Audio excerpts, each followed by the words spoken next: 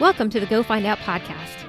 I'm Jennifer Jelliff-Russell, author, speaker, and entrepreneur, bringing you actionable ideas and interviews with awesome women to help you pursue your dreams and achieve your goals. You can find more episodes of the Go Find Out podcast by visiting gofindoutpodcast.com. Enjoy the show and go find out. Welcome back to the Go Find Out podcast. I'm your host, Jennifer Jelliff-Russell, and this is episode number 40. Today is a solo episode where we'll be focusing on why making space for change in your life is important and how you can do it. But first, let's jump to my personal update. So the weekend before, I sat down and I made myself a schedule of what I wanted to accomplish for the month of February. I know that I want to get the second draft of book 3 of the Artemis Necklace series done soon, so I've been working on content editing on that in the morning, then jumping to editing the audio version of my work-from-home nonfiction book in the afternoons. In between those two larger projects, I did this podcast. So I do like the sort of organization and having a specific goal set for each day. It definitely helps me to get a lot more done when I sort of organize things that way. But I also have to recognize when I bite off more than I can chew by giving myself too many tasks in a single day. So for now, I have dropped reworking my Evergrowth Coach website and backed off on making videos for social media and YouTube so that I can focus more on book 3 of the Artemis Necklace series and the audiobook editing. I also had my first meeting with my branding coach, Megan Kuhar. We've actually shifted to a more one-on-one coaching program rather than the online business booster, and it's been pretty interesting and eye-opening for me. I'm hoping to start making some progress on my website, but I do need to make some really big decisions about it first, like whether to merge that website with this podcast and make them more into one thing so that I'm not like splitting my attention between two different major projects. I'm not sure about that yet, and I don't want to have to redo the website again if I change my mind, so I'm really trying to take my time to make that decision. We got more snow here in Maine, surprise, surprise, and I got to climb onto the roof of the front porch to shovel the snow off so it wouldn't collapse. We didn't really get that much snow, but truth be told, our front porch isn't the strongest, and it does need to be redone at some point. We just haven't gotten to it yet. Where is one of those HGTV shows like Property Brothers to just come in and fix everything for us? I'm ready for the big reveal, guys. All right, so that is my week in a nutshell. Let's get to the meat of the show now and start talking about the importance of making room in our lives for change. If you're at a point in your life where you want to make some major changes, like getting a new job or finding romance or making a big move or starting a business, then this is a great episode for you. Making these kinds of changes in our lives can definitely be scary. Even more so because, in general, people like consistency. Think about it. We sit in the same seat each day in a classroom, even if seats are unassigned. We take the same way to work every morning because it's what we know. We grocery shop in the same store each week because it's convenient and we know where everything is.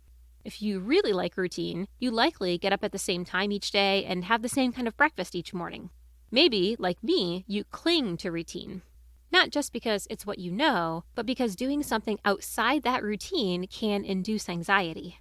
And even if you think you're a super spontaneous person, it's likely you'll find some consistencies underpinning your daily activities. Here's the thing. If you're looking to make some big changes in your life, like the ones I mentioned earlier, it's hard to let those major kinds of changes into your life without making changes to other parts of your life. And in fact, I feel that in order to help bring about those major changes, that it's imperative that you actively try to make those smaller changes. I consider making these minor changes as making space for major change in your life. It sort of primes the pump for those major changes. That way, they don't seem so challenging. Let me give an example on the romance side of the house. I have never been someone who dated much. I dated one guy at the end of high school, but I knew it wasn't really a serious thing. Marriage was never on the table there, so it didn't really seem like a big change maker kind of a relationship. Fast forward through undergrad, and I didn't date anyone because I was so busy focusing on school and work. Basically, I told myself I didn't have time for a relationship, so as a result, I didn't devote time to cultivating any kind of relationships. I did the same thing through grad school. Then I graduated, moved around a bit, and ended up living with my sister while I was trying to find a job. Long story, slightly shorter, she took a job in Italy, and I rented her house and watched her horses for her. I know, I got the better end of the deal on that, sissy. Anyways, when she left, I suddenly realized that I really hadn't been making any space for any kind of romantic relationships or even friendships.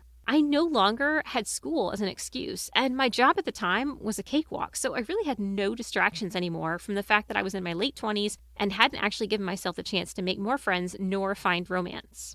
As many of you know, trying to make friends as an adult is hard. Though there were women at work who were around my age, I wasn't great at making small talk that didn't have to do with work. I also didn't have a ton of confidence in anything that didn't have to do with the job itself. I needed to make some changes, but I wasn't sure where to start with the friendship stuff. So I started with something that was a lot easier. I went to the salon and had my hair chopped off. That's right, I went from hair that went past my shoulders to a short pixie cut. And yes, I did just look up the names of short hairstyles because I'm not great with hair. In fact, that's always been a sort of internalized belief and was part of the problem. I've always been that chick with her hair in a ponytail because I had no idea what to do with my semi-curly hair and it always just looked unkempt. Which is why chopping it off actually ended up making such a huge change in my life. I hadn't just gotten a haircut. I'd rid myself of something I'd been insecure about for years. Short hair was easy to maintain, and for the first time, I actually felt pretty.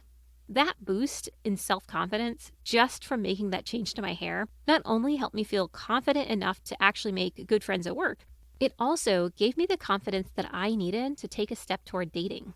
But I had to make a few mental changes first and make space even for the idea of dating. So rather than just wing it and try to meet some, rando at a bar or something, I decided to try online dating. Weirdly, it felt a lot safer. Really, it was kind of a baby step, right? But making time during my day to check my dating profile was one of those small changes that I needed to make in order to get to those bigger changes. After about 1 month of messaging a few folks online, I decided to meet one of the guys in person. And at that point, I actually had local friends who I was able to tell where I was going in case the guy I was meeting turned out to be a psycho. He didn't turn out to be a psycho, mostly. And now we've actually been married for 7 years come March. I know that it seems a little far-fetched to say something like getting a haircut is what led me to meeting my husband. But honestly, I wouldn't have had the courage to sign up for online dating, let alone going and actually meeting him in person, if I hadn't made that small change to myself to feel more confident. So one thing that I don't want you to take away from that long, rambling story is feeling like you have to make a change about a physical aspect of yourself to get the things you want. That is not at all what I'm saying. That just happened to be the change that I needed to get that sort of boost of confidence. For others, it might be changing something totally different, like your routine, or what kind of books you read, or, what you do on the weekends. Because here's the thing, if you're looking to make a big change in your life, but you're not actually making space for that big change by taking smaller actions, then you're just doing the same things over and over and falsely expecting different results each time. If you want a different result, then you have to change your actions. And if you want to make a big change in your life, then you need to make space for that change with smaller sort of micro shifts in your actions. So if you've always wanted to start a business, but let's say it's just never happened, then it's time to shift your tactics. Make space for that big change. Start hanging out with small business owners. Start listening to podcasts about starting or running a business. Go to free virtual meetings about starting or running a business. These are just little changes to your routine that can help you sort of take those steps towards bigger change. If you're trying to have a healthier body, then make space for that change. Give yourself time to meditate, try a new workout, or get outdoors each day. Invest in your health with a personal trainer who actually understands your fitness goals and is not just trying to help you get thin. Listen to podcasts that talk about body positivity and health rather than focusing on that sort of thinness. Read some books that focus on whole body health rather than focusing on what to cut from your diet. If you want to, let's say, meet a special someone.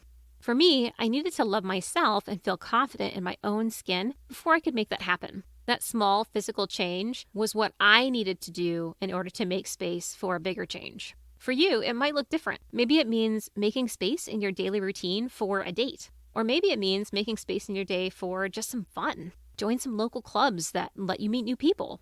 Start sleeping on one half of the bed instead of the middle to make space for the idea of someone else being there with you. Be open to going on a date with someone new as long as you're able to be safe on that date, right? Don't put yourself in danger for the sake of dating, ladies. And the cool thing is, if you're just in the mood for some kind of change, but you don't know exactly what it is that you want to change or what you want that change to look like, then just start making smaller, micro changes in your daily routine. Sometimes that can lead to bigger changes over time. It could be little things like watching a different genre of movie than you're used to, or, taking an online class in something that you've always wanted to try, but have either never been brave enough to do or just never taken the time to do. Have a spontaneous date night and maybe play a board game with your significant other. Or get randomly dressed up on a day that you'd normally wear sweatpants. These small micro shifts can help make space for much bigger changes, and sometimes they're just what we need in our lives. Okay, that is all I've got for today. I hope you guys have enjoyed today's show. Join me next week when I interview ex-Googler Jessie Sherliff to discuss her journey to leaving the corporate life to start a podcast and a business. Until then, go find out. Thanks for listening to the show today. I hope you found the information beneficial and that it helps you tackle your own Go Find Out goals. You can find more episodes and the show transcripts at gofindoutpodcast.com. You can also let me know what you thought of the show by tweeting me at GFO Podcast or follow me on Instagram at Go Find Out Podcast. That's it for today. Now go find out.